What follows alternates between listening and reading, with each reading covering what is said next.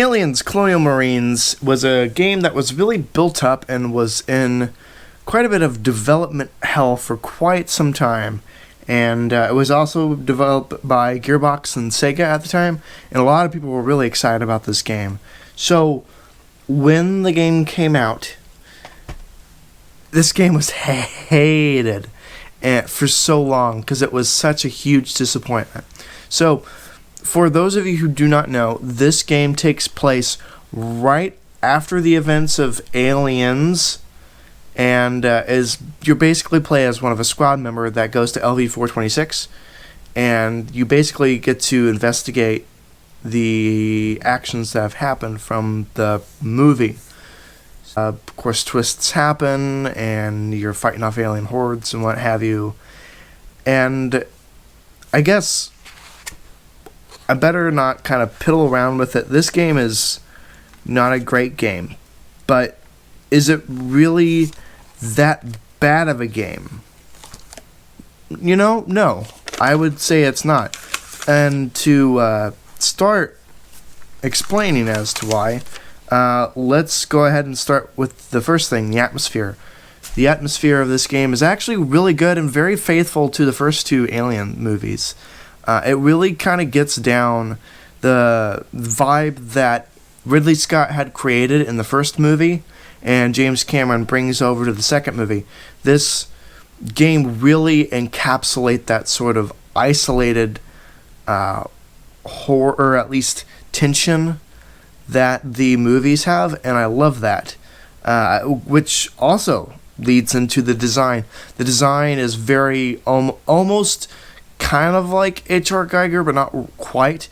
It definitely takes huge inspiration off of Aliens, which makes a lot of sense considering it is a kind of a follow-up sequel to the movie, and it fits perfect in canon to, at least the design fits perfect in canon to the movie.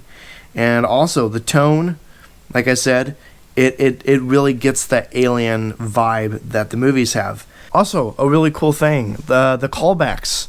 Like, you literally get to see half of a Bishop android on the ground, which is pretty gnarly to see. You also get to man a loader bot, like Ripley does in the movie. And speaking of Ripley, you get to use her iconic gun at the very end of the movie with the pulse rifle and the flamethrower on the bottom, which is pretty rad too. So there's a lot of really great elements. Which, by the way, speaking of the weapon, the controls, for the most part, they still work really well. Like, for a game that came out when it did, today, it still controls almost like a lot of modern first-person shooters. And the gunplay, it works. There's even a skill tree where you can level up your gun and add different attachments and everything, which is really neat because then you really get to kind of customize your play style within the game, which gets you more interested and involved in the game, and that's really great. Unfortunately, other than those things, this game is pretty disappointing, and I think, once again, the biggest falter of it all, it's the story and the characters and the AI. So, to start the story, it's pretty weak, like very weak, and it's just a lot of cliche stuff that you've seen from the movie, except done a lot worse and very watered down. It's kind of pretty much like Aliens, but with with quotations. It's almost like the same plot, but just very, very, very watered down.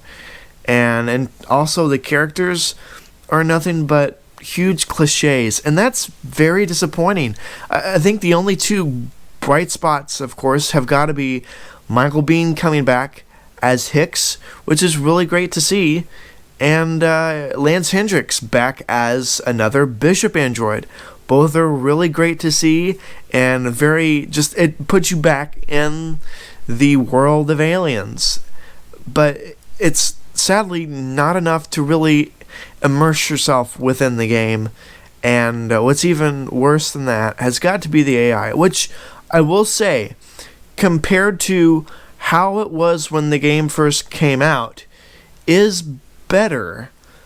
But at the same time, it's probably a little too late, because your AI companions really suck. When you're playing a game based off of aliens, where you mow down nothing but a bunch of xenomorphs, and your companion doesn't do jack, it just becomes very irritating after a while, especially when you die over and over and over again, because it's basically just you.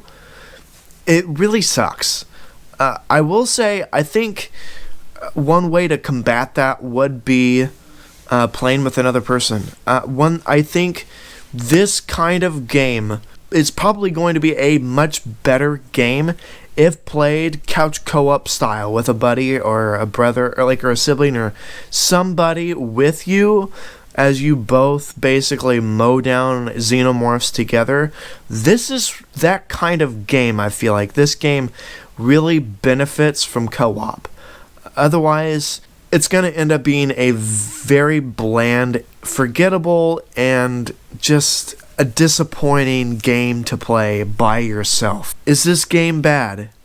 Kind of. Is it horrible? No. Is it good? No. It's another one of those games, like a lot of things that we've covered in this series this month. It's just nothing but disappointment and mediocrity. Will I say and agree that this is one of the worst games of all time? Absolutely not. This game is not the worst game of all time. There are so many worse games out there. This one, I really, really do not think this ranks up there. Disappointing? Yes, I will give you that. But worst games of all time? No. I will say it's not good, but more so just disappointing, especially with how long it took for this game to come out. Because like I said at the beginning, this game was in development hell. Like, they were working on Borderlands 2 at the same time, and were pulling people from Aliens to work on Borderlands 2. So when all of your focus is not on the game, but on another game that you're making, and the fact that it's been juggled around from different people for many years, like another game that shall not be mentioned, that one, it's gonna turn up pretty crappy. And sure enough, this game did. I think with time, this game did get a little bit better, but once again, it was a little too late for this game. That's Aliens Colonial Marines, and that's also brings us to the end of April's Full Month. So, I really hope you guys enjoyed the series. I know that there's not a lot of really bad stuff that we covered, which is kind of nice, but at the same time, I've also kind of grown appreciation for some of these lackluster and mediocre things, because it just really goes to show how much went into these, and also how bad things have gotten, but how much good can come from bad. And I think that's a really big gleaming thing to keep in mind.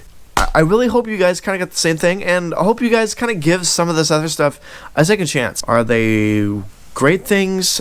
Heck no. Are they absolute dumpster fires? Even though I did call one a dumpster fire. No, they're not. They're horrible messes, I will definitely give you that, but definitely not the worst things that have been ever made. But this has been quite the wild ride, and I'm so glad I got to bring you guys along. And I think after this, I really want to continue doing themed content and more scripted content. I think that's going to be a lot of fun. But anyway, getting off topic, I really hope you guys enjoyed this series. I've had a lot of fun. I hope you've had a lot of fun. And I am going to go ahead and start making preparations for next year, which I think I'm hoping that I won't be diving into too much horrible things. So, but I'm really glad I got to take you guys along on this. I hope you guys enjoyed. As always, make sure you like, comment, and subscribe, and definitely share around with your friends. If you ever have any recommendations for me to do for next April's Full Month, be gentle, but I'm definitely open to suggestions. I do have some great things in mind, or I guess horrible things in mind, but I'm really excited for if I get to do this next month, but that's up to you as well. So thank you guys for stopping by. I really hope you enjoyed, and I can't wait to see you guys in the next video. So, you thought this month was bad? Well, just you wait. I've got something very special in mind for you next year.